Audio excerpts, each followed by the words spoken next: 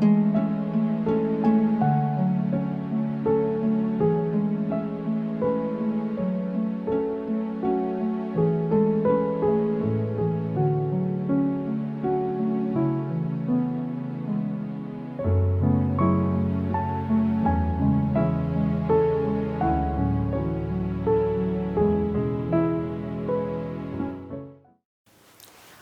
ಶ್ರೀ ಸಾಯಿರಾಮ್. ಆತ್ಮೀಯ ವಿದ್ಯಾರ್ಥಿಗಳೇ, 10ನೇ ತರಗತಿ ವಿಜ್ಞಾನ ರಸಾಯನಶಾಸ್ತ್ರ ಭಾಗ 1 ರಾಸಾಯನಿಕ ಕ್ರಿಯೆಗಳು ಮತ್ತು ಸಮೀಕರಣಗಳು. ಪ್ರೀತಿಯ ಮಕ್ಕಳೇ, ರಸಾಯನಶಾಸ್ತ್ರದ ಭಾಗಕ್ಕೆ ಹೋಗುವ ಮುನ್ನ 10ನೇ ತರಗತಿ 10 ಎಂಬ ಪದ ಕೇಳಿದ ತಕ್ಷಣ ಪೋಷಕರು ಹಾಗೂ ಮಕ್ಕಳು ಅತ್ಯಂತ ಭಯವನ್ನ ಹಾಗೂ ಒತ್ತಡವನ್ನ ತಮ್ಮ ವಿದ್ಯಾಭ್ಯಾಸದೆಡೆಗೆ ಹಾಕ್ತಾರೆ.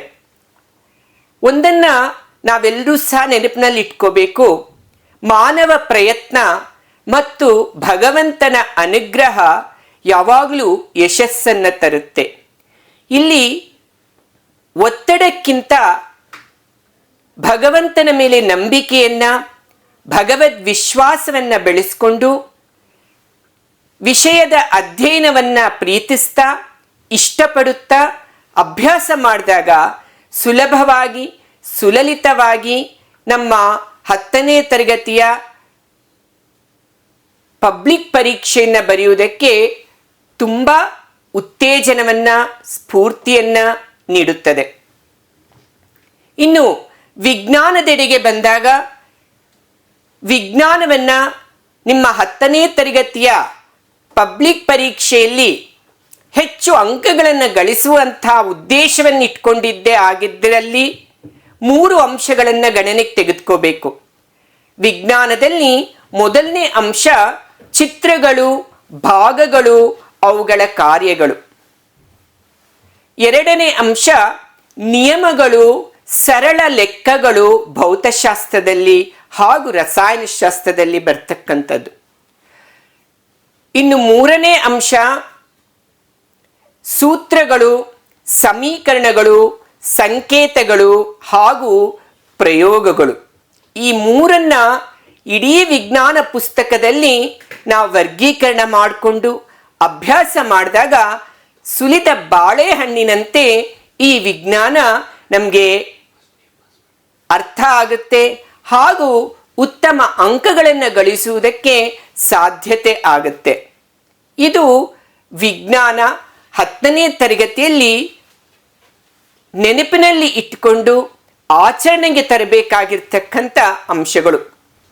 ಮತ್ತೊಮ್ಮೆ ಇಡೀ 10ನೇ ತರಗತಿಯ ವಿಜ್ಞಾನ 3 ಅಂಶಗಳನ್ನು ವರ್ಗೀಕರಣ ಮಾಡಿಕೊಂಡು ನಾವು ಅಭ್ಯಾಸ ಮಾಡಿದಾಗ ಅದು ಸುಲಭ ಆಗುತ್ತೆ ಹಾಗೂ ಇಷ್ಟಪಡ್ತೇವೆ ಹಾಗೂ ಅದಕ್ಕೆ ಹೆಚ್ಚಿನ ಒಂದು ನಂಬಿಕೆಯನ್ನು ಆ ವಿಷಯದಲ್ಲಿ ಬೆಳೆಸ್ಕೊಳ್ತೇವೆ, ಪ್ರೀತಿಯನ್ನು ಬೆಳೆಸ್ಕೊಳ್ತೇವೆ, ಉತ್ತಮ ಅಂಕಗಳನ್ನು ಗಳಿಸುವುದಕ್ಕೆ ಸಾಧ್ಯತೆ ಆಗುತ್ತೆ.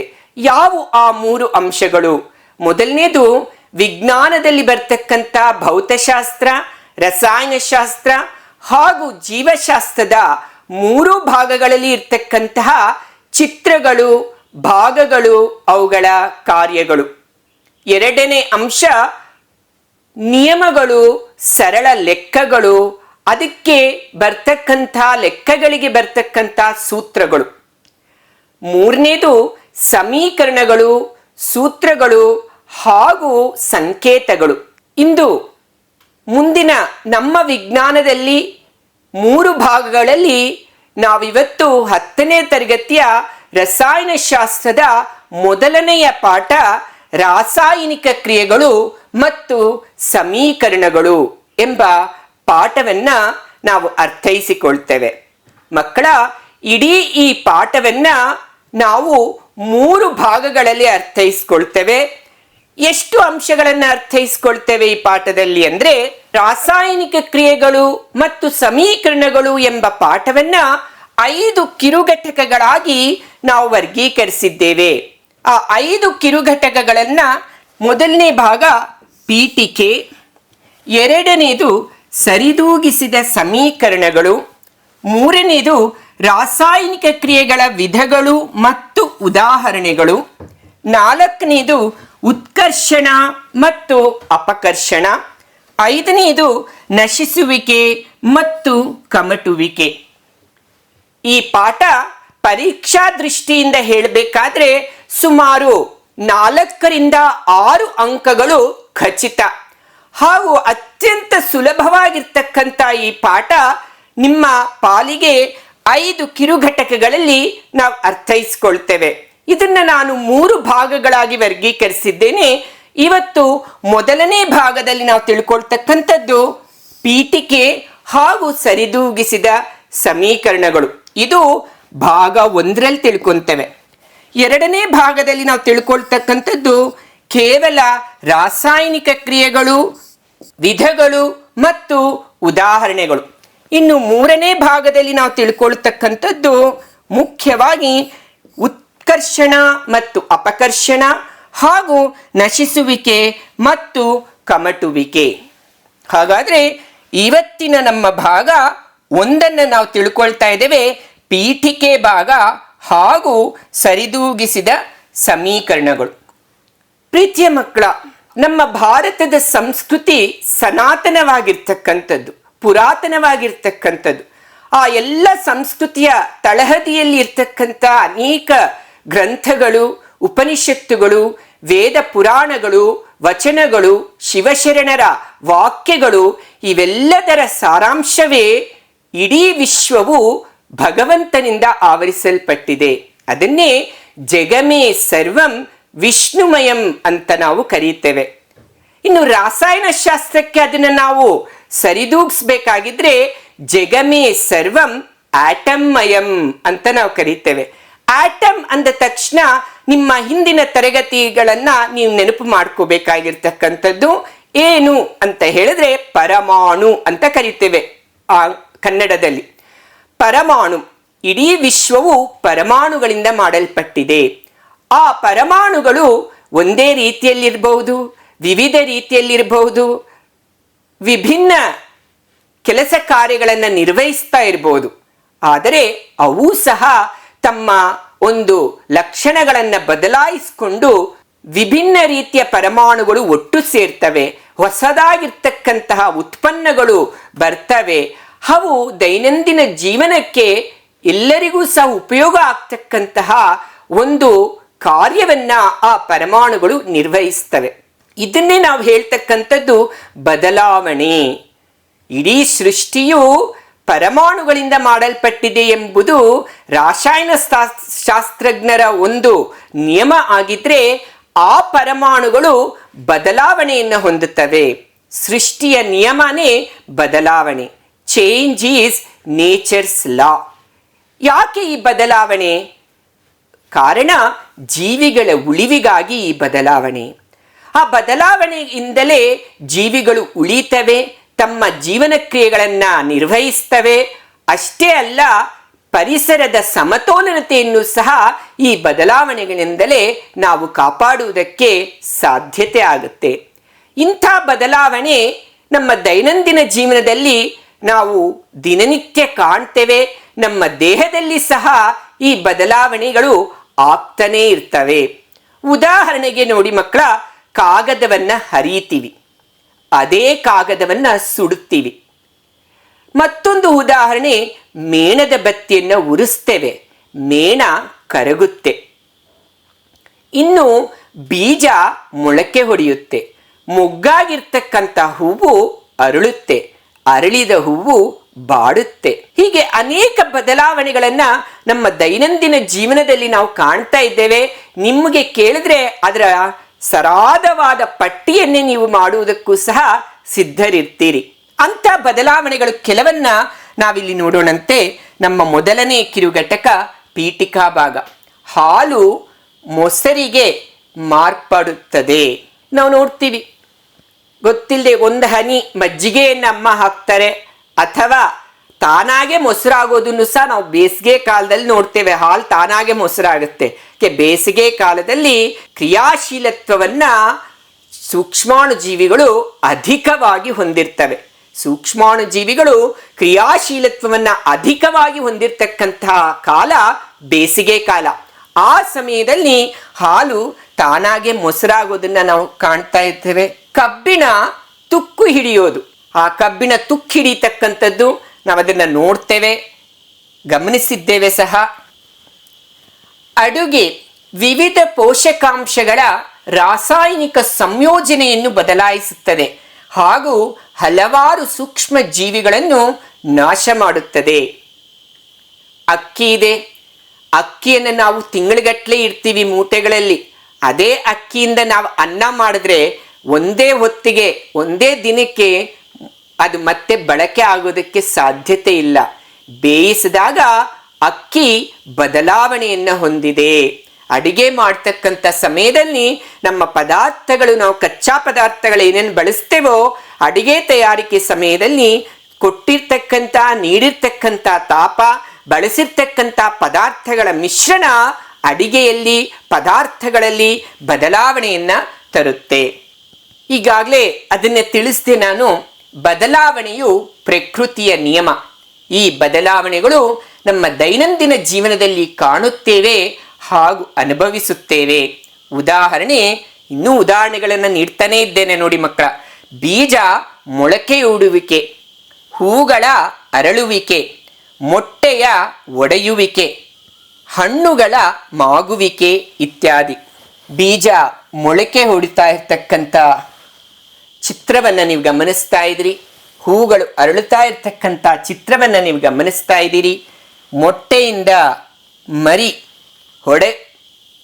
ಮೊಟ್ಟೆ ಒಡೆದು ಮರಿ ಆಚೆ ಬರ್ತಕ್ಕಂಥದ್ದನ್ನು, ಹಣ್ಣುಗಳು ಮಾಗುವಿಕೆ, ಯಾವ ರೀತಿ ಹಣ್ಣುಗಳು ದಿನನಿತ್ಯ ದಿನಕ್ಕೆ ಆ ಮಾಗುವಿಕೆಯನ್ನು ಬಾಳೆಹಣ್ಣಿನ ಒಂದು ಚಿತ್ರಣದಲ್ಲಿ ನೀವು ಕಾಣ್ತಾ ಇದ್ದೀರಿ. ಕೆಲವು ಬದಲಾವಣೆಗಳನ್ನು ತಮ್ಮ ನೈಜ ಸ್ಥಿತಿಗೆ ತರಲು ಸಾಧ್ಯವಿಲ್ಲ. ಇನ್ನು ಕೆಲವು ಬದಲಾವಣೆಗಳನ್ನು ತಮ್ಮ ನೈಜ ಸ್ಥಿತಿಗೆ ತರಲು ಸಾಧ್ಯವಿದೆ.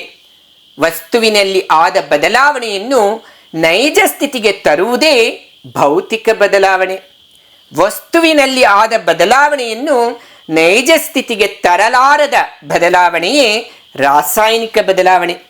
ಇದನ್ನು ನಾವು ಸ್ವಲ್ಪ ಮಟ್ಟಿಗೆ ಅರ್ಥ ಮಾಡ್ಕೊಳ್ಳೋದಾಗಿದ್ರೆ ಒಂದು ಉದಾಹರಣೆ ನೀಡಕ್ಕೆ ಇಷ್ಟಪಡ್ತೇನೆ. ಇಲ್ಲಿ H2O, ನೀವೆಲ್ಲ 8, 9 ತರಗತಿ ಅಭ್ಯಾಸ ಮಾಡಿದ್ದೀರಿ. ನೀರು ಎಂಬ ಪಾಠ ಕಲ್ತಿದ್ದೇವೆ. ನೀರಿನಲ್ಲಿ ಇರ್ತಕ್ಕಂಥ ಜಲಜನಕ ಹಾಗೂ ಆಮ್ಲಜನಕ ಇದೆ. ಅವು 2:1 ಅನುಪಾತದಲ್ಲಿರೋದ್ರಿಂದಲೇ ಅದನ್ನು ಸಂಯುಕ್ತ ಅಂತ ಕರೆದ್ವಿ. ಜಲಜನಕದ ಲಕ್ಷಣ ಹೈಡ್ರೋಜನ್, ಇದರ ಲಕ್ಷಣ ಉರಿಯುತ್ತೆ. ಆಮ್ಲಜನಕದ ಲಕ್ಷಣ ಉರಿಸುತ್ತೆ. ಆದರೆ ಈ ಜಲಜನಕ, ಆಮ್ಲಜನಕ ಇವೆರಡನ್ನು ಕೂಡಿಸಿದ್ರೆ ಬರ್ತಕ್ಕಂಥ ನೀರು ಉರಿಯೋದನ್ನ, ಉರಿಸೋದನ್ನ ಆರಿಸುತ್ತೆ. ಅಲ್ಲಿ ಜಲಜನಕ ತನ್ನ ನೈಜ ಸ್ಥಿತಿಯನ್ನೇ ಕಳ್ಕೊಂಡಿದೆ, ಆಮ್ಲಜನಕವೂ ಸಹ ತನ್ನ ನೈಜ ಸ್ಥಿತಿಯನ್ನು ಕಳ್ಕೊಂಡಿದೆ. ಯಾವಾಗ ಅವು ನಿರ್ದಿಷ್ಟ ಪ್ರಮಾಣದಲ್ಲಿ ಒಟ್ಟು ಸೇರಿದಾಗ ಹೊಸ ಉತ್ಪನ್ನ ಉಂಟಾಗಿದೆ. ನೋಡಿ, ನಿರ್ಜೀವವಾಗಿರ್ತಕ್ಕಂಥ ಈ ಧಾತುಗಳು ಒಟ್ಟು ಸೇರಿ ತಮ್ಮ ಕೆಟ್ಟ ಗುಣಗಳನ್ನು ಕಳ್ಕೊಂಡು ಒಳ್ಳೆ ಗುಣಗಳನ್ನು ಬೆಳೆಸ್ಕೊಂಡು ನೀರಾಗಿ ಜೀವಕುಲದ ಜೀವಾಳ, ಜಲ್ ಹೈತೋ ಖಲ್ ಐರೆ ಬಚ್ಚೋ ಅಂತ ನಾವು ಹೇಳ್ತೇವೆ. ಅಂಥ ಜೀವಕುಲಕ್ಕೆ ಜೀವಾಳವಾಗಿರ್ತಕ್ಕಂಥ ನೀರು ನಮಗೆ ಲಭ್ಯ ಆಗ್ತಾ ಇದೆ. ಇದರಿಂದ ನಾವು ತಿಳ್ಕೋಬೇಕು, ಬದಲಾವಣೆ ನಿರ್ಜೀವಿಗಳಲ್ಲಿ ಆಗ್ತಾ ಇದೆ ಉಪಯೋಗಕ್ಕಾಗಿ. ಅದೇ ರೀತಿ ಮಾನವರಾದ ನಾವು ಸಹ ಉತ್ತಮ ಗುಣಗಳನ್ನು ಬೆಳೆಸ್ಕೊಂಡು ಸನ್ಮಾರ್ಗದಲ್ಲಿ ನಡೆದು ನಮ್ಮ ಬದಲಾವಣೆಯಿಂದ ಸಮಾಜಕ್ಕೆ ಒಳ್ಳೆಯದನ್ನು ನಾವು ನೀಡ್ತಕ್ಕಂಥದ್ದು. ಇದರಿಂದ, ಈ ಬದಲಾವಣೆಯಿಂದ ಸಹ ನಾವು ತಿಳ್ಕೋಬೇಕಾಗಿರ್ತಕ್ಕಂಥ ಅಂಶ ಮಕ್ಕಳ. ಅಲ್ಲೇ ನೈಜ ಸ್ಥಿತಿಗೆ ತರಲು ಸಾಧ್ಯವಿಲ್ಲ. ನೋಡಿ, ಇದು ನೈಜ ಸ್ಥಿತಿಗೆ ತರಕ್ಕೆ ಸಾಧ್ಯನೇ ಇಲ್ಲ, ಜಲಜನಕ ಮತ್ತು ಆಮ್ಲಜನಕ. ಆದರೆ ಕೆಲವು ಬದಲಾವಣೆಗಳನ್ನು ತಮ್ಮ ನೈಜ ಸ್ಥಿತಿಗೆ ತರಲು ಸಾಧ್ಯವಿದೆ. ಇದನ್ನು ನೀವು ಹಿಂದಿನ ವರ್ಷಗಳು ನೀವು ತಿಳ್ಕೊಂಡಿದ್ರಿ. ಮಂಜುಗಡ್ಡೆ, ಐಸ್, ಅದನ್ನು ನಾವು ಬಿಸಿ ತಾಪ ಮಾಡಿದಾಗ ಅಥವಾ ಅದಕ್ಕೆ ತಾಪ ಕೊಟ್ಟಾಗ ಅದು ನೀರಾಯಿತು. ಆ ನೀರಿಗೆ ಮತ್ತೆ ನಾವು ತಾಪ ಕೊಟ್ಟರೆ ಅದು ಹಬೆ ಆಯಿತು. ಮತ್ತೆ ಆ ಹಬೆಯನ್ನು ನಾವು ಒತ್ತಡ ನೀಡಿದ್ವಿ, ತಂಪಾಯಿತು. ನೀರಾಯ್ತು, ಮತ್ತೆ ಅದನ್ನ ಮತ್ತೆ ನಾವು ತಣ್ಣಗೆ ಮಾಡಿದ್ವಿ, ಮತ್ತೆ ಮಂಜುಗಡ್ಡೆ ಆಯ್ತು. ಕೆಲವನ್ನ ಹಬೆ ಮಂಜುಗಡ್ಡೆಯನ್ನ ಹಬೆ ಮಾಡಬಹುದು, ಹಬೆಯನ್ನ ಮಂಜುಗಡ್ಡೆ ಮಾಡಬಹುದು. ಈ ಬದಲಾವಣೆಗಳು ನೈಜ ಸ್ಥಿತಿಗೆ ತರುವುದೇ ಭೌತಿಕ ಬದಲಾವಣೆ. ಯಾವ ಬದಲಾವಣೆಗಳು ಮತ್ತೆ ತಮ್ಮ ನಿಜ ಸ್ವರೂಪವನ್ನ ಪಡೀತಾವೋ ಅದು ನೈಜ ಬದಲಾವಣೆ, ಭೌತಿಕ ಬದಲಾವಣೆ ಅಂತ ಕರೀತೇವೆ. ಉದಾಹರಣೆಗೆ ಈ ಮಂಜುಗಡ್ಡೆಗೊಂದು ಉದಾಹರಣೆ ಅಂತಂದ್ರೆ, ಇನ್ನು ಕೆಲವು ಉದಾಹರಣೆಗಳನ್ನು ನೀವೇ ಚಿಂತಿಸಿಕೊಳ್ಳಿ, ಅರ್ಥೈಸಿಕೊಳ್ಳಿ, ಮತ್ತೆ ತಿಳಿಸ್ತೇನೆ. ಇನ್ನು ನಮ್ಮ ಸರಳವಾಗಿರ್ತಕ್ಕಂಥ ನಾಟಕ, ಈ ನಾಟಕಗಳು ಮಾಡುವಾಗ ನಾವು ಅನೇಕ ಪಾತ್ರಗಳನ್ನ ಮಾಡ್ತೇವೆ. ಹಿರಣ್ಯಕಶ್ಯಪುವಿನ ಪಾತ್ರ, ಪ್ರಹ್ಲಾದನ ಪಾತ್ರ, ಖಯಾದುವಿನ ಪಾತ್ರ, ಮಾರ್ಕಂಡೇಯನ ಪಾತ್ರ ಆದ ತಕ್ಷಣ ಮತ್ತೆ ನಾವು ನಮ್ಮ ನೈಜ ಸ್ಥಿತಿಗೆ ಬರ್ತೇವೆ. ಅದನ್ನೇ ಭೌತಿಕ ಬದಲಾವಣೆ ಅಂತ ಕರೀತೇವೆ. ಅದೇ ವಸ್ತುವಿನಲ್ಲಿ ಆದ ಬದಲಾವಣೆಯನ್ನು ನೈಜ ಸ್ಥಿತಿಗೆ ತರಕ್ಕೆ ಸಾಧ್ಯ ಇಲ್ಲ. ಅಂಥ ಬದಲಾವಣೆಯನ್ನ ನಾವು ರಾಸಾಯನಿಕ ಬದಲಾವಣೆ ಎಂದು ಕರೆಯುತ್ತೇವೆ. ಎರಡು ರೀತಿ ಬದಲಾವಣೆಗಳು ನಮ್ಮ ವಿಜ್ಞಾನದ ರಸಾಯನಶಾಸ್ತ್ರದ ಭಾಗದಲ್ಲಿ ನಾವು ತಿಳ್ಕೊಂಡಿರ್ತಕ್ಕಂಥದ್ದು. ಒಂದು ಭೌತಿಕ ಬದಲಾವಣೆ, ಮತ್ತೊಂದು ರಾಸಾಯನಿಕ ಬದಲಾವಣೆ. ಭೌತಿಕ ಬದಲಾವಣೆ ಮುಖ್ಯಾಂಶಗಳು ಭೌತಿಕ ಬದಲಾವಣೆದು. ಕೃತಕ ಬದಲಾವಣೆ, ಟೆಂಪರರಿ ಚೇಂಜ್ ಅಂತ ಕರಿತೇವೆ ಇಂಗ್ಲಿಷ್ನಲ್ಲಿ. ಭೌತಿಕ ಬದಲಾವಣೆಯನ್ನ ಫಿಸಿಕಲ್ ಚೇಂಜ್ ಅಂತಲೂ ಕರಿತೇವೆ. ಹೊಸ ಉತ್ಪನ್ನ ಉಂಟಾಗುವುದಿಲ್ಲ, ಕೃತಕ ಬದಲಾವಣೆ, ಎ ಟೆಂಪರರಿ ಚೇಂಜ್. ಹೊಸ ಉತ್ಪನ್ನ ಉಂಟಾಗುವುದಿಲ್ಲ, no new substance is formed, ಇದು temporary change. No new substance is formed. ಧಾತುಗಳು ತಮ್ಮ ಲಕ್ಷಣವನ್ನು ಕಳೆದುಕೊಳ್ಳುವುದಿಲ್ಲ, ಪರಾವರ್ತಿತ ಪ್ರತಿಕ್ರಿಯೆ. ಪರಾವರ್ತಿತ ಪ್ರತಿಕ್ರಿಯೆ ಅಂದ್ರೆ ಇಂಗ್ಲಿಷ್ನಲ್ಲಿ ಕೆಲವೊಂದು ನೀವು ಆಂಗ್ಲ ಪದಗಳು ವಿಜ್ಞಾನದ್ದು ತಿಳ್ಕೊಳ್ಬೇಕಾಗಿರ್ತಕ್ಕಂಥ ಅಂಶ. ಏಕೆಂದರೆ ಮುಂದಿನ ಉನ್ನತ ತರಗತಿಗಳಿಗೆ ನಿಮಗೆ ಅದು ಅತ್ಯಂತ ಸುಲಭ ಆಗುತ್ತೆ, ಸರಳವಾಗುತ್ತೆ ಎಂಬ ಉದ್ದೇಶಕ್ಕೆ ತಿಳಿಸ್ತಾ ಇದ್ದೇನೆ. ಪರಾವರ್ತಿತ ಪ್ರತಿಕ್ರಿಯೆ, ರಿವರ್ಸಿಬಲ್ ರಿಯಾಕ್ಷನ್. ಇದಕ್ಕೆ ಒಂದು ಸಂಕೇತನೂ ಇದೆ, ರಿವರ್ಸಿಬಲ್ ರಿಯಾಕ್ಷನ್ ಸೂಚಿಸ್ತಕ್ಕಂಥ ಸಂಕೇತ ಇದು ಮಕ್ಕಳ. ಸೊ ಮಂಜುಗಡ್ಡೆ ನೀರಾಗುತ್ತೆ, ನೀರು ಮಂಜುಗಡ್ಡೆ ಆಗುತ್ತೆ. ಉದಾಹರಣೆ ಮಂಜುಗಡ್ಡೆ ಕರಗುವುದು. ಭೌತಿಕ ಬದಲಾವಣೆ, ಕೃತಕ ಬದಲಾವಣೆ. ಹೊಸ ಉತ್ಪನ್ನ ಉಂಟಾಗುವುದಿಲ್ಲ, ಧಾತುಗಳು ತಮ್ಮ ಲಕ್ಷಣವನ್ನು ಕಳೆದುಕೊಳ್ಳುವುದಿಲ್ಲ. ಇದು ಪರಾವರ್ತಿತ ಪ್ರತಿಕ್ರಿಯೆ. ಉದಾಹರಣೆಗಳು ನೋಡ್ತಾ ಇದ್ದೀನಿ. ಕುದಿಯುವ ನೀರು, ಒಣಗಿಸಿದ ಬಟ್ಟೆ, ಐಸ್ ಕ್ರೀಮ್, ಕರಗುವುದು, ಲೋಹವನ್ನು ಹದ ಮಾಡುವುದು, ಬಲ್ಬ್ ಉರಿಯುವುದು, ಹಣ್ಣುಗಳನ್ನು ಕಟ್ ಮಾಡುವುದು. ಮತ್ತೆ ತಮ್ಮ ನೈಜ ಸ್ಥಿತಿಗೆ ತರಲು ಸಾಧ್ಯ ಆಗ್ತಕ್ಕಂಥ ಕೆಲವು ಉದಾಹರಣೆಗಳು. ರಾಸಾಯನಿಕ ಬದಲಾವಣೆ, ಶಾಶ್ವತ ಬದಲಾವಣೆ. Chemical change is A permanent change.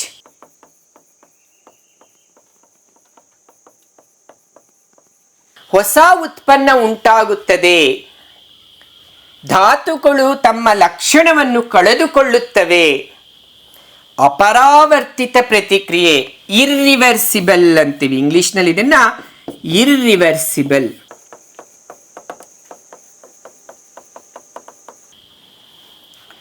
Irreversible reaction ಅಂತ ಕರೀತೇವೆ ನಾವು. ಇರ್ರಿವರ್ಸಿಬಲ್ ರಿಯಾಕ್ಷನ್ನ ಸಂಕೇತ ಕೇವಲ ಒಂದೇ ದಿಕ್ಕು, ಮತ್ತೆ ಅದನ್ನು ಪುನಃ ಪಡೆಯೋಕ್ಕಾಗೋದಿಲ್ಲ. ಬೀಜ ಮೊಳೆತು ಮರ ಆಗಿದೆ, ಮತ್ತೆ ಅದು ಬೀಜ ಆಗೋದು ಸಾಧ್ಯ ಇಲ್ಲ. ನಾವೆಲ್ಲರೂ ಸಹ ಚಿಕ್ಕ ಮಕ್ಕಳಾಗಿ ಹುಟ್ಟಿದ್ವಿ, ಈಗ ಬೆಳೆದಿದ್ದೇವೆ. ಮತ್ತೆ ನೀನು ಚಿಕ್ಕ ಮಗುವಾಗಿ ಆಕ್ಟಿಂಗ್ ಮಾಡ್ಬೋದು, ನಟನೆ ಮಾಡ್ಬೋದು, ಆದರೆ ಆ ಗಾತ್ರಕ್ಕೆ ಇಳಿಯೋಕ್ಕೆ ಸಾಧ್ಯತೆ ಇಲ್ಲ. ಅದು ಕಾಗದನ್ನ ಸುಟ್ಟಿದ್ದಿ, ಮತ್ತೆ ಅದು ಕಾಗದ ಮಾಡಕ್ಕೆ ಸಾಧ್ಯ ಇಲ್ಲ. ಆದರೆ ಹರಿದಿರೋ ಕಾಗದ ಅಂಟಿಸಿ ಕಾಗದ ಮಾಡ್ಬೋದು. ಪಟಾಕಿ ಸುಡತಕ್ಕಂಥದ್ದು, ಇವೆಲ್ಲವೂ ಶಾಶ್ವತವಾದ ಬದಲಾವಣೆ. ಪಟಾಕಿ ಸುಡುವಿಕೆ. ಎಕ್ಸಾಂಪಲ್ಸ್ ಆಫ್ ಕೆಮಿಕಲ್ ಚೇಂಜ್, ರಾಸಾಯನಿಕ ಬದಲಾವಣೆ ಉದಾಹರಣೆಗಳು. ಬರ್ನಿಂಗ್ ಆಫ್ ಕೋಲ್, ಇದ್ದಲನ್ನು ಸುಡುವುದು. ಬರ್ನಿಂಗ್ ಆಫ್ ಕ್ಯಾಂಡಲ್, ಮೇಣದ ಬತ್ತಿ ಉರಿಯುವುದು. ದಯವಿಟ್ಟು ಇಲ್ಲೆಲ್ಲರೂ ಸಹ ನೆನಪಿಟ್ಕೋಬೇಕಾಗಿರೋದು, ಕರಗುವ ಮೇಣದ ಬತ್ತಿ. Melting of candle is A physical change, burning of candle is A chemical change. ಉರಿಯುವ ಮೇಣದ ಬತ್ತಿ ರಾಸಾಯನಿಕ ಬದಲಾವಣೆ, ಕರಗುವ ಮೇಣದ ಬತ್ತಿ ಭೌತಿಕ ಬದಲಾವಣೆ. ಯಾಕೆ ಆ ಮೇಣ ಕರಗಿದ್ದನ್ನ ಮತ್ತೆ ನಾವು ಮೇಣವಾಗಿ ಪಡೆಯಕ್ಕೆ ಸಾಧ್ಯತೆ ಇದೆ. Rusting of metal.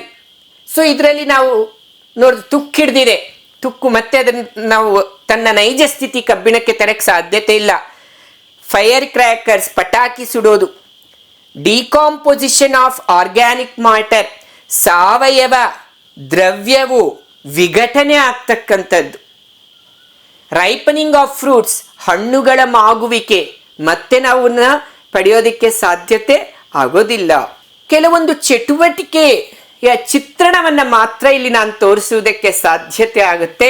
ಯಾಕೆಂದರೆ ಮುಂದೆ ನಿಮ್ಮ ತರಗತಿಗಳಿಗೆ, ಶಾಲೆಗಳಿಗೆ ನೀವು ತೆರಳಿದಾಗ ಅಲ್ಲಿ ಸರಳ ಈ ಪ್ರಯೋಗಗಳನ್ನು ನಿಮ್ಮ ಶಿಕ್ಷಕರು ನಿಮಗೆ ಮಾಡಿ ತೋರಿಸ್ತಾರೆ ಎಂಬುದನ್ನು ಹೇಳ್ತಾ, ಇಲ್ಲಿ ಕೇವಲ ಪ್ರಯೋಗಗಳ ಚಟುವಟಿಕೆಯನ್ನು ಮಾತ್ರ ಇಲ್ಲಿ ನಾನು ನಿಮಗೆ ವಿವರಣೆಯನ್ನು ನೀಡುತ್ತೇನೆ.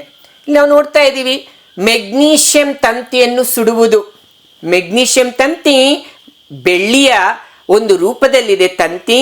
ಅದನ್ನು ಸುಟ್ಟಾಗ ಡ್ಯಾಸ್ಲಿಂಗ್ ಲೈಟ್ ಅಂತೀವಿ, ಅತ್ಯಂತ ಪ್ರಕಾಶಮಾನವಾದ ಬೆಳಕನ್ನು ಬರುತ್ತೆ. ಸುರ್ಸುರ್ ಬತ್ತಿ, ಪಟಾಕಿ, ದೀಪಾವಳಿಯಲ್ಲಿ ಸುರ್ಸುರ್ ಬತ್ತಿ ನೀವು ಹಚ್ಚಿದಾಗ ಯಾವ ರೀತಿ ಬಣ್ಣ ಬರುತ್ತೋ ಆ ರೀತಿ ಹೊಗೆ ಬರುತ್ತೆ ಮೆಗ್ನೀಷಿಯಂ ಸುಟ್ಟಾಗ. ಇದೆಲ್ಲವೂ ಸಹ ಚಟುವಟಿಕೆ, ಶಾಶ್ವತ ಬದಲಾವಣೆ. ಸತುವಿನ ಮೇಲೆ ಸಾರರಿಕ್ತ ಸಲ್ಫ್ಯೂರಿಕ್ ಆಮ್ಲದ ವರ್ತನೆ. ನೋಡಿ ಇಲ್ಲಿ ಸತು ಅಂದ್ರೆ ಜಿಂಕ್ ಅಂತ ನಾವು ಕರಿತೇವೆ. ಇದು ನಿಮಗೆ ಮತ್ತೆ ಮುಂದೆ ಹೇಳೋದು ಉಂಟು. ಇಲ್ಲಿ ಮೆಗ್ನೀಷಿಯಂ ಅಂದ್ರೆ Mg. ಸುಡುವುದು ಅಂದ್ರೆ ಏನು? ಸುಡೋದಕ್ಕೇನು ಬೇಕು? ಆಮ್ಲಜನಕ ಬೇಕೇ ಬೇಕು. ಸೊ ಸುಡೋದಂದ್ರೆ oxygen is supporter of combustion. So magnesium oxide. ಸತು ಅಂದ್ರೆ ಜಿಂಕ್, ಜಿಂಕಿನ ಸಂಕೇತ Zn.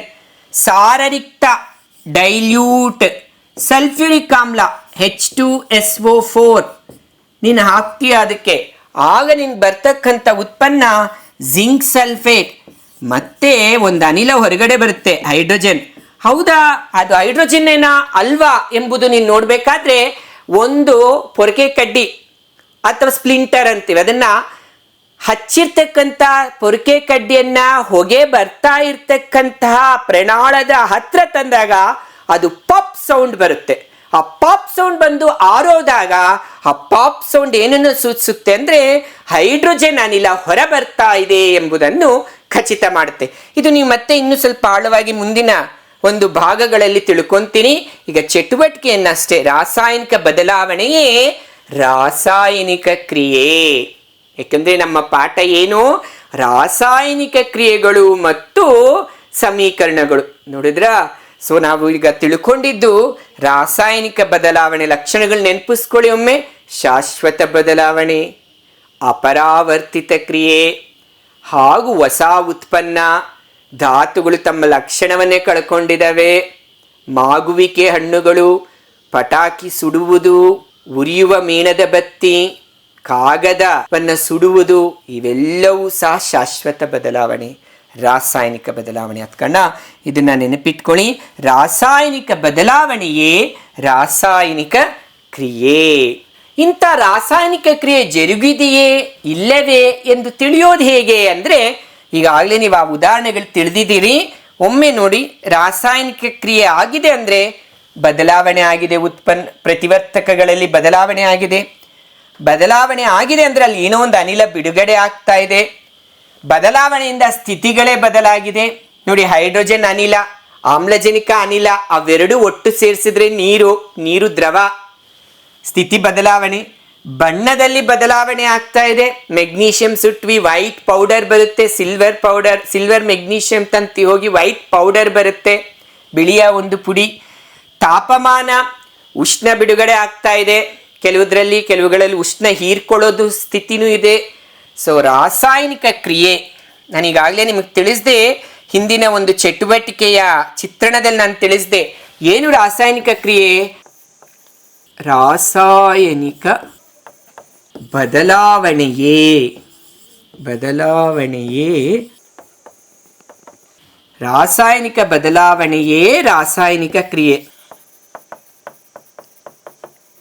ಅಂತ ರಾಸಾಯನಿಕ ಕ್ರಿಯೆ ಆಗಿದೆಯಾ ಇಲ್ವಾ ಅಂತ ಹೇಳಿದ್ರೆ ಅಲ್ಲಿ ಸ್ಥಿತಿಗಳ ಬದಲಾವಣೆ ಇದೆ, ಅನಿಲ ಬಿಡುಗಡೆ ಆಗುವಂಥದ್ದು ನೋಡ್ತೇವೆ, ಬಣ್ಣ ಹಾಗೂ ತಾಪಮಾನಗಳಲ್ಲಿ ವ್ಯತ್ಯಾಸವನ್ನು ನಾವು ಕಾಣುವುದಕ್ಕೆ ಸಾಧ್ಯತೆ ಆಗುತ್ತೆ.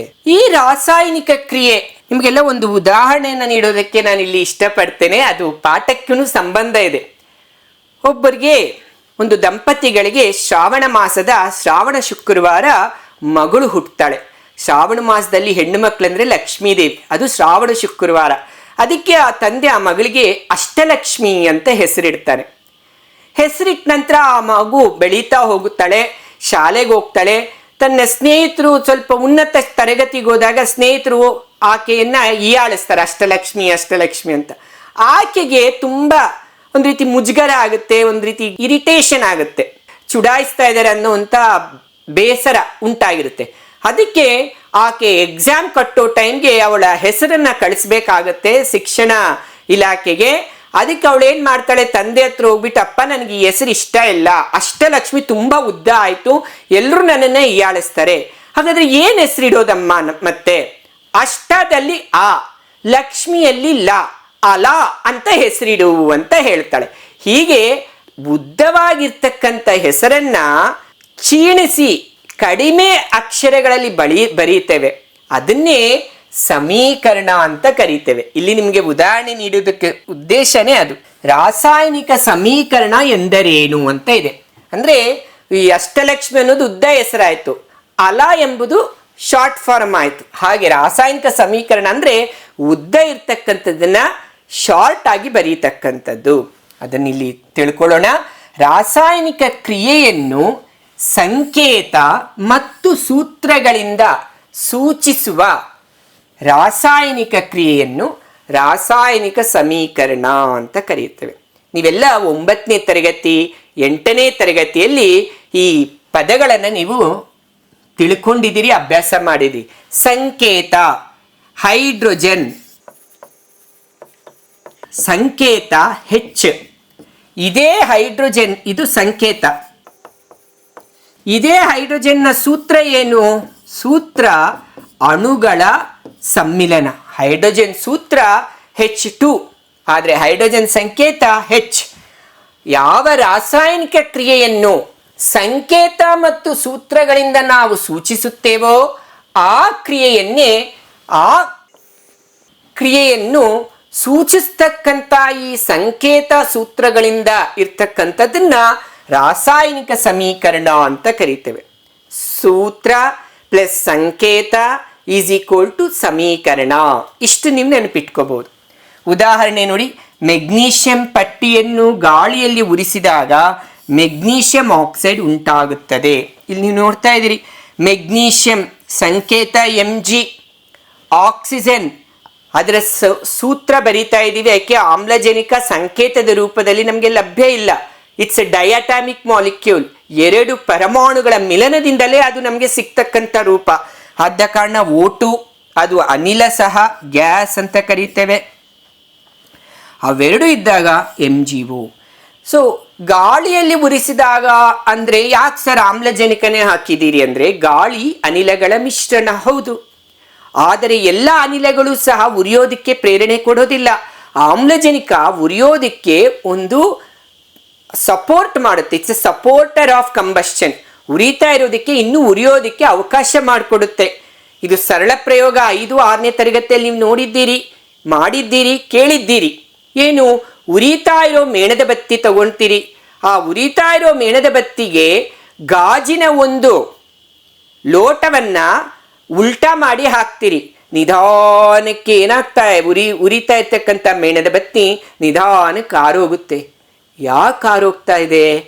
ಆ ಗಾಜನ್ನು ನೀನು ಉಲ್ಟಾ ಮಾಡಿ ಹಾಕಿದಾಗ ಅದರ ಸುತ್ತ ಇರ್ತಕ್ಕಂಥ ಗಾಳಿ ಪ್ರಮಾಣ ಕಡಿಮೆ ಆದಂಗೆ ಉರಿತಾ ಇರ್ತಕ್ಕಂಥ ಮೇಣದ ಬತ್ತಿಯ ಬೆಳಕು ಸಹ ಕಡಿಮೆ ಆಗ್ತಾ ಬರುತ್ತೆ. ಅಲ್ಲಿಗೆ ತಿಳ್ಕೋಬೇಕು, ಆಮ್ಲಜನಕವು ಉರಿಯುವುದಕ್ಕೆ ಸಹಾಯ ಮಾಡುತ್ತೆ.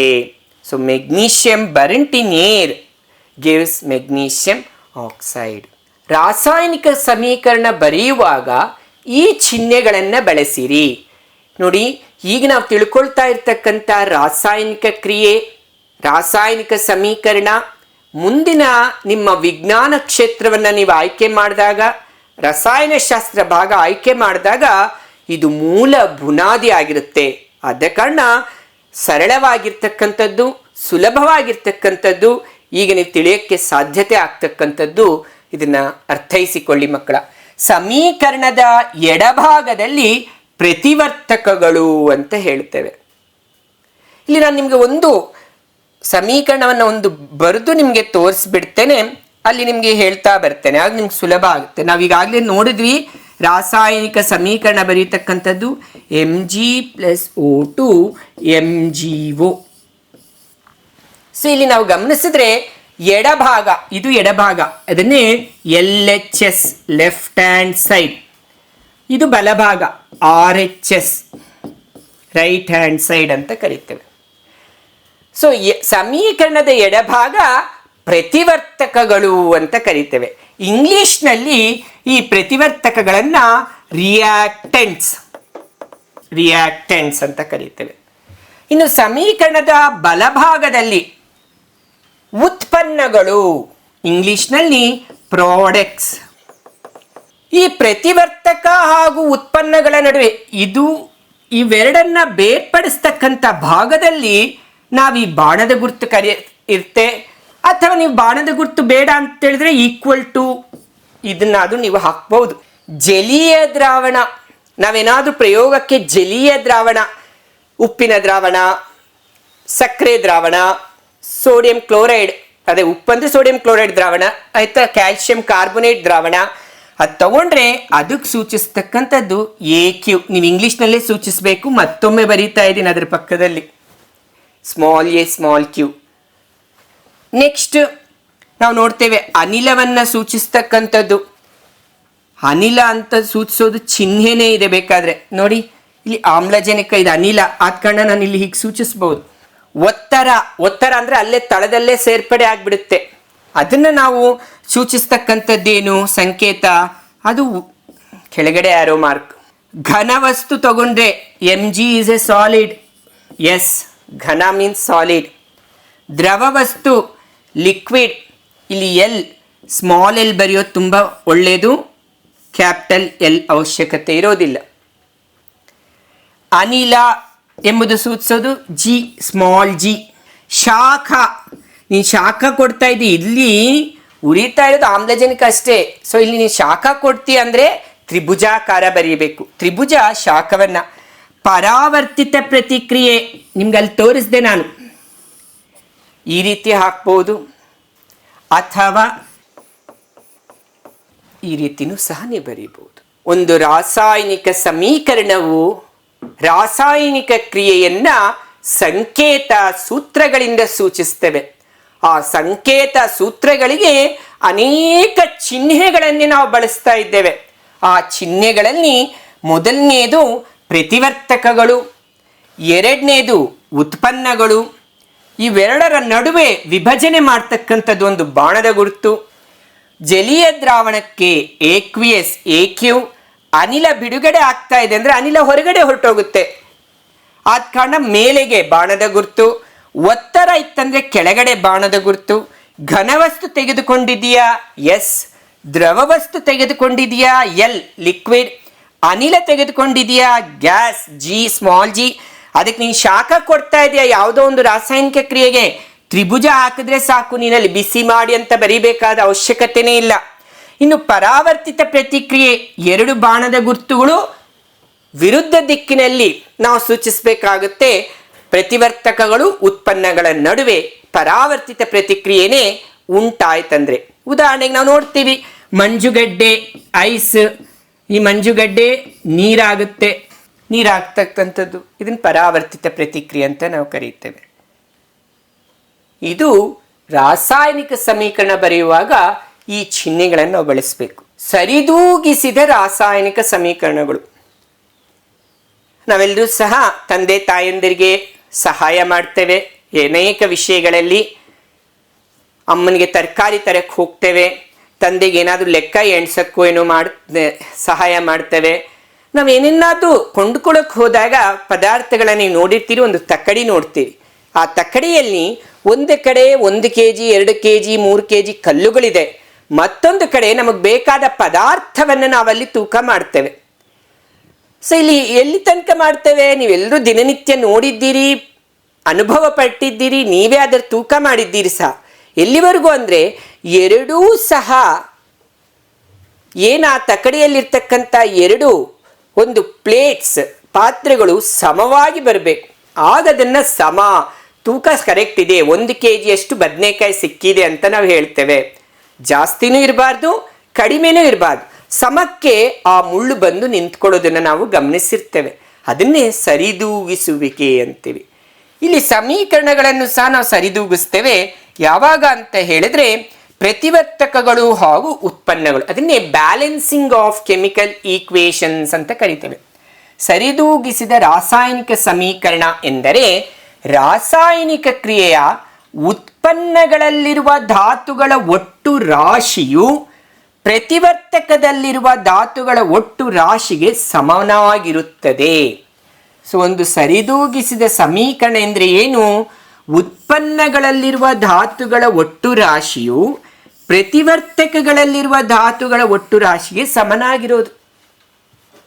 ಉದಾಹರಣೆಗೆ ನೀನೀಗ 100 ರೂಪಾಯಿ ಕೊಟ್ಟಿದ್ದಿ ಒಬ್ಬ ವ್ಯಕ್ತಿಗೆ, ಎ ಎಂಬ ವ್ಯಕ್ತಿ ಬಿಗೆ 100 ರೂಪಾಯಿ ಕೊಟ್ಟಿದ್ದಾನೆ.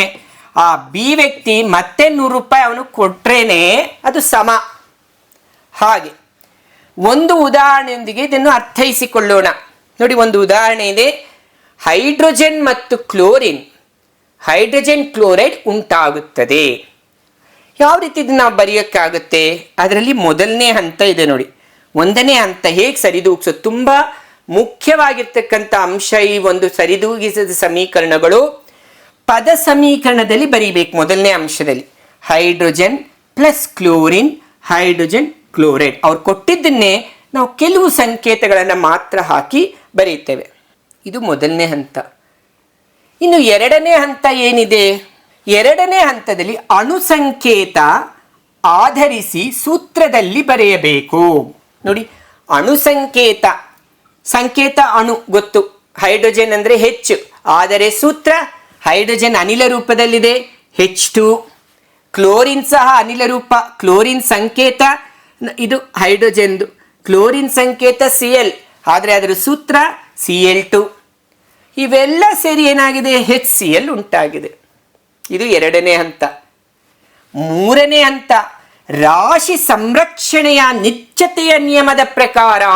ಏನು ರಾಶಿ ಸಂರಕ್ಷಣೆ ನಿತ್ಯತೆಯ ನಿಯಮ ಪ್ರಕಾರ?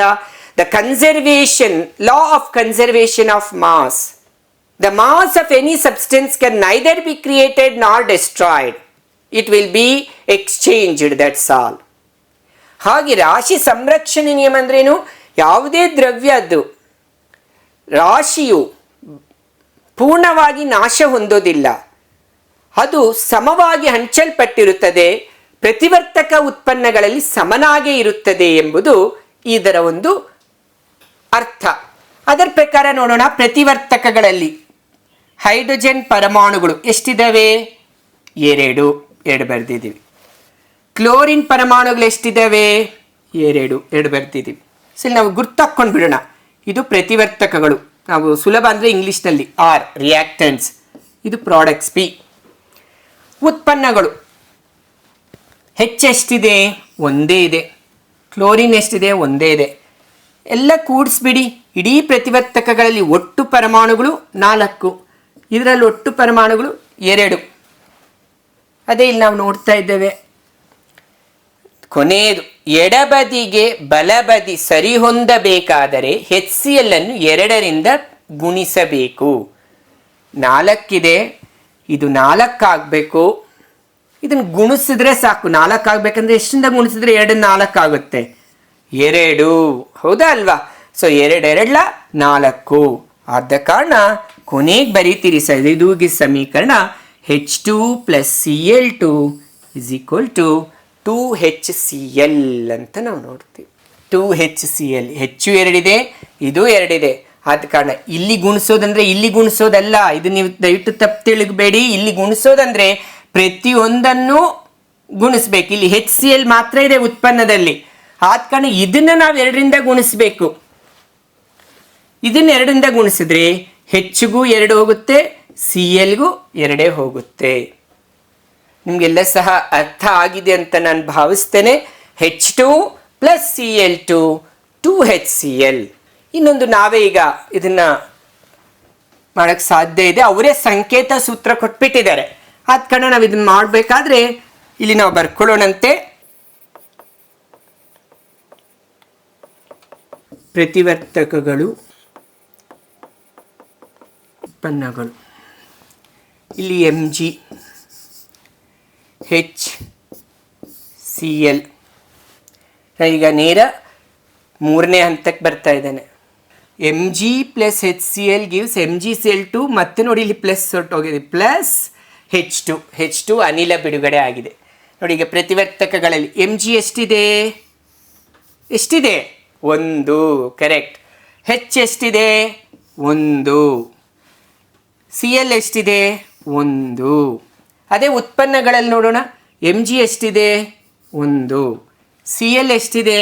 ಅಲ್ಲ, H ಎಷ್ಟಿದೆ? ಇಲ್ಲಿ ಹೆಚ್ಚಿದೆ, ಸೊ ಹೆಚ್ಚನ್ನೇ ಕೌಂಟ್ ಮಾಡಿ, 2. ಅದೇ Cl ಎಷ್ಟಿದೆ? 2. ಒಟ್ಟು ಮಾಡೋಣ. ಇಲ್ಲಿ 3 ಇದೆ, ಇಲ್ಲೆಷ್ಟಿದೆ? 5 ಇದೆ. 3 ಇದೆ, 5 ಇದೆ. ಆದರೆ ಆ ಸೂತ್ರಕ್ಕೂ ಈ ಸೂತ್ರಕ್ಕೂ ವ್ಯತ್ಯಾಸ ಇದೆ. ಅಲ್ಲಿ ನಮಗೆ ಒಂದೇ ಉತ್ಪನ್ನ ಸಿಕ್ತು, HCl. ಬಟ್ ಇಲ್ಲಿ MgCl2 ಪ್ಲಸ್ H2 ಈ ಎರಡು ಉತ್ಪನ್ನ ಸಿಕ್ಕಿದೆ. ನಾವು ಇದರಲ್ಲಿ ಏನು ಮಾಡೋಕ್ಕೆ ಸಾಧ್ಯ ಆಗುತ್ತೆ? ಇದರಲ್ಲಿ ಒಂದು ನಿಯಮ, ಒಂದು ಸರಳವಾಗಿರ್ತಕ್ಕಂಥ ಅವೈಜ್ಞಾನಿಕತೆಯನ್ನು ಅಂತ ನಾನು ಹೇಳ್ತಿಲ್ಲ, ವೈಜ್ಞಾನಿಕವಾಗಿ ನೆನಪಿಸ್ಕೊಳ್ಳಿ. ಪ್ರತಿವರ್ತಕಗಳು ಉತ್ಪನ್ನಗಳ ಪರಮಾಣುಗಳನ್ನು ಬರೆದಾಗ ಸರಿದೂಗಿಸ್ಬೇಕಾದ್ರೆ ಹೆಚ್ಚಿನ ಪರಮಾಣುಗಳು ಯಾವ ಒಂದು ಧಾತುವಿಗಿದೆಯೋ ಅದನ್ನು ನೀವು ಮೊದಲು ಸರಿದೂಗಿಸ್ಬೇಕು. ಹಾಗಾದರೆ ಈ ಸೂತ್ರದಲ್ಲಿ ಅಧಿಕವಾಗಿರ್ತಕ್ಕಂಥದ್ದು ಎರಡಕ್ಕೂ ಇದೆ, ಹೆಚ್ಚಿಗೂ ಇದೆ, Clಗೂ ಇದೆ. ನಾವು ಯಾವುದನ್ನು ಮೊದಲು ಗಣನೆಗೆ ತೆಗೆದುಕೋಬೇಕು? ನೀವು H2 ತೆಗೆದುಕೊಳ್ಳಿ, ಬೇಕಾದರೆ HCl2 ಯಾವುದಾದ್ರೂ ತೆಗೆದುಕೊಳ್ಳಿ. ಸೊ ಇಲ್ಲಿ 2 ಇದೆ, ಇಲ್ಲಿ 2 ಇದೆ. ಒಂದು ಹೆಚ್ಚಿದೆ, ಒಂದು ಹೆಚ್ಚನ್ನ 2 ಹೆಚ್ಚು ಮಾಡಬೇಕಾದ್ರೆ ಎಷ್ಟರಿಂದ ಗುಣಿಸ್ಬೇಕು? 1 2 2ರಿಂದ ಗುಣಿಸ್ಬೇಕು. Cl ಒಂದಿದೆ, ಅದನ್ನು 2ರಿಂದ ಗುಣಿಸ್ಬೇಕು. ಇಲ್ಲಿ Cl, ಹಾಗಾದರೆ ಇಲ್ಲಿ Cl ಹಾಕುವಂಗಿಲ್ಲ. 2 ಮಧ್ಯದಲ್ಲಿ ಹೆಚ್ಚು ಮತ್ತು Cl ಮಧ್ಯೆ 2 ಹಾಕಬಾರ್ದು. ಯಾಕೆ? ಅವೆಲ್ಲವೂ ಸಹ ಒಟ್ಟಿಗೆ ಇರ್ತಕ್ಕಂಥದ್ದು HCl. ಆದ ಕಾರಣ ನೀನು 2 HCl ಅಂತ ನೀನು ಬರೆದಿದ್ದೀಯಾ ಅಂದರೆ ಇಲ್ಲಿ 2 ಹೆಚ್ಚಿಗೂ ಸೇರುತ್ತೆ, Clಗೂ ಸೇರುತ್ತೆ. ಯಾವ ರೀತಿ ನಾವು A into B plus C ಅಂತ ಲೆಕ್ಕಗಳಲ್ಲಿ ಮಾಡಿದಾಗ AB ಪ್ಲಸ್ AC ಅಂತ ಮಾಡ್ತೀವೋ ಅದೇ ರೀತಿಯಲ್ಲಿ 2 ಹೆಚ್ಚಿಗೂ ಸೇರುತ್ತೆ, Clಗೂ ಸೇರುತ್ತೆ. ಹಾಗಾದರೆ ಈಗ ನೋಡಿ, Mg ಒಂದೇ ಇದೆ, H 2 ಇದೆ, Cl 2 ಇದೆ, Cl 2 ಆಯಿತು. ಸರಿದೂಗಿಸ್ತ್ರಿ. Mg plus 2HCl gives rise to MgCl2 plus H2 gas liberated. ಇದು ಸರಿದೂಗಿಸಿದ ಸಮೀಕರಣ. ಇಲ್ಲಿ ಹಂತಗಳನ್ನು ನಾವು ಹಂತ ಬರೀಬೇಕಾ? ಅವಶ್ಯಕತೆ ಇಲ್ಲ. ನಿಮಗೆ ತಿಳಿದಿದೆ ಅಂತ ಹೇಳಿದರೆ ನೇರವಾಗಿ ಸರಿದೂಗಿಸಿದ ಸಮೀಕರಣ ಬರೀಬೋದು. ಯಾವಾಗ? 1 ಮಾರ್ಕಿಗೆ ಕೇಳಿದಾಗ. ಅದೇ ಸರಿದೂಗಿಸಿದ ಸಮೀಕರಣಗಳನ್ನು 2 ಮಾರ್ಕ್ 3 ಮಾರ್ಕ್ ಕೇಳಿದ್ರೆ ಕಡೆ ಪಕ್ಷ 2 ಹಂತಗಳನ್ನು ನೀವು ಬರೀಲೇಬೇಕಾಗುತ್ತೆ. ಯಾವ್ಯಾವುದು? ಪ್ರತಿವರ್ತಕಗಳು ಉತ್ಪನ್ನಗಳ ಸಂಖ್ಯೆ ಎಷ್ಟೆಷ್ಟಿದೆ ಬರೀಬೇಕು, ಹಾಗೂ ಸೂತ್ರ ಸಂಕೇತಗಳನ್ನು ಬಳಸಿ ಆ ಸೂತ್ರ ಬರೆಯೋದು, ಹಾಗೂ ಕೊನೆಗೆ ಸರಿದೂಗಿಸಿದ ಸಮೀಕರಣ ಬರೆಯೋದು. ಇವೆರಡು ಉದಾಹರಣೆಗಳು ನಿಮ್ಗೆ ಈಗ ನಾನು ಅರ್ಥೈಸಿದ್ದೇನೆ. ನೀವು ಮುಂದೆ ಅದನ್ನು ಅಭ್ಯಾಸ ಮಾಡ್ತಾ ಹೆಚ್ಚಿನ ಸಮೀಕರಣಗಳನ್ನು ನೀವು ತೆಗೆದುಕೊಂಡು ಅಭ್ಯಾಸ ಮಾಡ್ತಾ ಇದ್ದಾಗ ನಿಮ್ಮಲ್ಲೇ ಒಂದು ಆತ್ಮವಿಶ್ವಾಸ ಬರುತ್ತೆ, ನೀವು ಅದನ್ನು ಮುಂದುವರಿಸೋಕ್ಕೆ ಸಾಧ್ಯತೆ ಆಗುತ್ತೆ. ಈಗಾಗಲೇ ನಾನು ನಿಮಗೆ ತಿಳಿಸ್ದೆ, ಈ ರಾಸಾಯನಿಕ ಕ್ರಿಯೆಗಳು ಮತ್ತು ಸಮೀಕರಣಗಳು ಎಂಬ ಪಾಠವನ್ನು ನಾವು ಎಷ್ಟು ಭಾಗದಲ್ಲಿ ಅರ್ಥ ಮಾಡ್ಕೊತಾ ಇದ್ದೀವಿ ಅಂತ ಹೇಳಿದೆ? 3 ಭಾಗಗಳಲ್ಲಿ. ಅದರಲ್ಲಿ ಇವತ್ತು ಮೊದಲನೇ ಭಾಗ ಆರಂಭ ಮಾಡಿರೋದು. ಆ ಮೊದಲನೇ ಭಾಗದಲ್ಲಿ ಕೇವಲ ನಾವು ತಿಳ್ಕೊಂಡಿರ್ತಕ್ಕಂಥದ್ದು ಪೀಠಿಕೆಯಲ್ಲಿ ಬರ್ತಕ್ಕಂಥ ಬದಲಾವಣೆ, ಶಾಶ್ವತ ಬದಲಾವಣೆ, ಕೃತಕ ಬದಲಾವಣೆ, ಅದನ್ನೇ ನಾವು ಭೌತಿಕ ಬದಲಾವಣೆ, ರಾಸಾಯನಿಕ ಬದಲಾವಣೆಯನ್ನು ತಿಳ್ಕೊಂಡ್ವಿ. ಹಾಗೂ ರಾಸಾಯನಿಕ ಕ್ರಿಯೆಯೇ ರಾಸಾಯನಿಕ ಬದಲಾವಣೆಯೇ ರಾಸಾಯನಿಕ ಕ್ರಿಯೆ ಅಂತ ತಿಳ್ಕೊಂಡ್ವಿ. ಅದನ್ನು ಬರೀತಕ್ಕಂಥ ರಾಸಾಯನಿಕ ಸಮೀಕರಣಗಳೆಂದ್ರೇನು, ಚಿಹ್ನೆಗಳೇನನ್ನು ಬಳಸ್ತೇವೆ, ಸರಿದೂಗಿಸಿದ ಸಮೀಕರಣ ಹೇಗೆ ನಾವು ನಿರ್ವಹಿಸಬೇಕು, ಯಾಕೆ ಸರಿದೂಗಿಸ್ಬೇಕು ಎಂಬುದನ್ನು ತಿಳ್ಕೊಂಡಿದ್ದೇವೆ. ಈಗ ಆ ತಿಳ್ಕೊಂಡಿರ್ತಕ್ಕಂತಹದ್ದನ್ನು ಪುನಃ ಮನನ ಮಾಡುವುದಕ್ಕೆ ನಿಮ್ಮ ಮನೆ ಕೆಲಸ ಒಂದು. ನಿಮ್ಮ ದೈನಂದಿನ ಚಟುವಟಿಕೆಗಳಲ್ಲಿ ಭೌತಿಕ ಹಾಗೂ ರಾಸಾಯನಿಕ ಬದಲಾವಣೆಗಳಿಗೆ ತಲಾ 5 ಉದಾಹರಣೆ ಕೊಡಿ. ಸೊ ನಿಮ್ಮ ನಿತ್ಯ ಜೀವನದಲ್ಲಿ 5 ಭೌತಿಕ ಉದಾಹರಣೆ ಕೊಡಿ, 5 ರಾಸಾಯನಿಕ, ಒಟ್ಟು 10. ಕೆಳಗಿನ ಸಮೀಕರಣಗಳು ನೀಡುವ ವಿವರಗಳನ್ನು ಪಟ್ಟಿ ಮಾಡಿ. ನೋಡಿ, ಇಲ್ಲಿ 2 ಸಮೀಕರಣ ನೀಡಿದ್ದೇನೆ. ಆ ಸಮೀಕರಣಗಳಿಗೆ ಕೆಳಗಡೆ ಕೆಲವೊಂದು ಅಂಶಗಳಿದೆ. ಮೇಲಿನ ಪ್ರತಿಯೊಂದು ಕ್ರಿಯೆಯಲ್ಲೂ ಪ್ರತಿವರ್ತಕಗಳು ಯಾವುವು, ಉತ್ಪನ್ನಗಳು ಯಾವುವು, ಅನಿಲ ಉತ್ಪನ್ನಗಳು ಯಾವುವು, ಒತ್ತಡಗಳು ಯಾವುವು ಎಂಬುದನ್ನು ಪಟ್ಟಿ ಮಾಡಬೇಕು. ಇನ್ನು 3ನೇ ಪ್ರಶ್ನೆ, ಕೆಳಗಿನ ರಾಸಾಯನಿಕ ಸಮೀಕರಣಗಳನ್ನು ಸರಿದೂಗಿಸಿರಿ. ಸೊ ಇದು ಸರಿದೂಗಿಸ್ಬೇಕು. 2 ಸಮೀಕರಣ ಇದೆ, ಅದನ್ನು ನೀವು ಸರಿದೂಗಿಸಿ ಬರೀಬೇಕಾಗತ್ತೆ. ಇಲ್ಲಿ ಆಮ್ಲಜನಕ ಬಿಡುಗಡೆ ಆಗ್ತದೆ. ಇದು ನಿಮ್ಮ ಮನೆ ಕೆಲಸ. ಪ್ರೀತಿಯ ಮಕ್ಕಳೇ, ಇವತ್ತಿನ ನಮ್ಮ ತರಗತಿಯಲ್ಲಿ ಪೀಠಿಕೆ ಹಾಗೂ ರಾಸಾಯನಿಕ ಸಮೀಕರಣಗಳು ಮತ್ತು ಅದರ ಸರಿದೂಗಿಸುವಿಕೆಯನ್ನು ಭಾಗ 1 ರಾಸಾಯನಿಕ ಕ್ರಿಯೆಗಳು ಮತ್ತು ಸಮೀಕರಣಗಳು ಎಂಬುದರಲ್ಲಿ ತಿಳ್ಕೊಂಡಿದ್ದೇವೆ. ಮುಂದಿನ ತರಗತಿಯಲ್ಲಿ ಇದೇ ಪಾಠದ್ದು 2ನೇ ಭಾಗ ತಿಳ್ಕೊಳ್ಳೋಣ. ಅಲ್ಲಿ ತನಕ ಇದರ ಪುನಃ ಮನನ ಮಾಡುವುದಕ್ಕೆ ಮನೆ ಕೆಲಸವನ್ನು ಎಲ್ಲರೂ ಸಹ ಸ್ವಂತವಾಗಿ ಪ್ರಯತ್ನಿಸಿ ಮಾಡ್ತೀರಿ ಎಂಬುದನ್ನು ಆಶಿಸ್ತಾ ಭಾವಿಸ್ತಾ ಎಲ್ಲರಿಗೂ ಶುಭವಾಗಲಿ. ಧನ್ಯವಾದಗಳು. ಜೈ ಸಾಯಿರಾಮ್.